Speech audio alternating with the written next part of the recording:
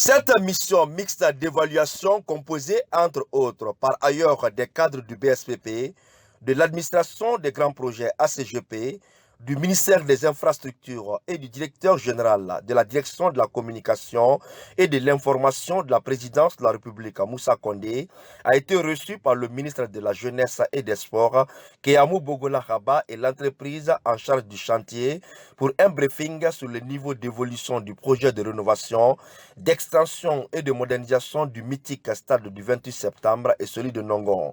Longtemps privé de stades de compétition répondant aux normes de la FIFA, la Guinée est obligée de jouer ses matchs internationaux à l'étranger, faute de stades homologués. C'est pour remédier à cela que le président de la République, le général Mamadi Doumbouya, a donné des instructions pour la rénovation, l'extension et la modernisation des stades du 28 septembre et de Nongo pour permettre à l'équipe nationale de disputer ses matchs sur place. Le ministre des Sports a fait une présentation des travaux de rénovation en cours devant correspondre aux standards internationaux. Conformément au cahier des charges, le stade du 28 septembre, une fois rénové, aura une capacité de 18 000 places entièrement financée par le budget national de développement BND. Un avenant qui permet de porter cette capacité à 30 000 places avec le volet extension. Le stade de 28 septembre, c'est 18 000 places et maximum on pourrait aller à 30 000 places. Nous avons cette première phase qui est évidemment la pelouse plus la tribune et évidemment tout ce qui concerne les vestiaires et donc le stade proprement dit. Le niveau d'évolution que nous avons sur le plan du génie civil, c'est vraiment avancé. Et si vous ajoutez à cela la partie équipement, nous pouvons dire que nous sommes autour de 80%. Le coordonnateur du BSPP et le ministre conseiller du chef de l'État ont visité l'ensemble du chantier pour évaluer par eux-mêmes le niveau d'exécution du cahier de charge et la qualité des travaux en cours de réalisation. Des échanges techniques avec l'entreprise en charge du chantier et le ministre des Sports ont permis aux missionnaires du chef de l'État de cerner la réalité du terrain. Nous sommes là pour nous assurer que le stade du 28 septembre qui figure dans le portefeuille des priorités présidentielles avance très bien. Et nous sommes heureux de constater que les travaux sont en train d'avancer. Et comme vous le savez, depuis un certain temps, les matchs de la Guinée se jouent à l'extérieur du pays.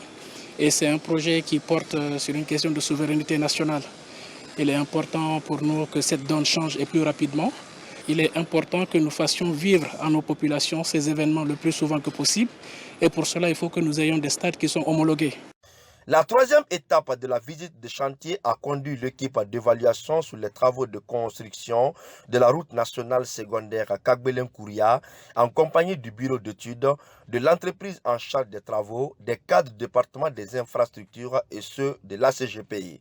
Ce projet d'utilité publique qui devrait permettre de désengorger la circulation sur cet important axe routier fait face à plusieurs défis.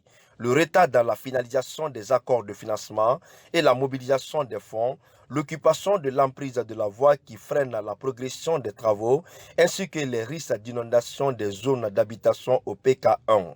Surtout le long du tracé des 26 km reliant Kagbelen-Kouria, la mission dépêchée par le chef de l'État a pu évaluer le niveau d'exécution des travaux, notamment sur le lot 1 d'une distance de 6 km, du lot 2 de 10 km et du lot 3 de 10 km 300. On vient de parcourir les 26 km linéaires de routes qui font le projet de construction de la route Kagbelen-Kouria.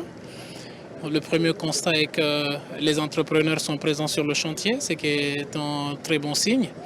Et nous avons essayé de relever les différentes contraintes qui empiètent sur le bon déroulement du projet. Et l'une des premières contraintes qui est la délocalisation des personnes affectées par le projet. Mais je puis vous rassurer déjà que sur cette problématique, le gouvernement a déjà pris le devant. Et après cette visite, nous allons nous retrouver en comité restreint pour tirer les leçons de tout ce que nous avons constaté comme contrainte et voir ensemble comment définir une feuille de route pour aller de l'avant avec ce projet. Je dois juste rappeler que ce projet est inscrit dans le portefeuille des priorités présidentielles. La visite de ce tronçon devrait permettre de donner une nouvelle dynamique au projet à travers un suivi régulier pour son accélération et sa finalisation.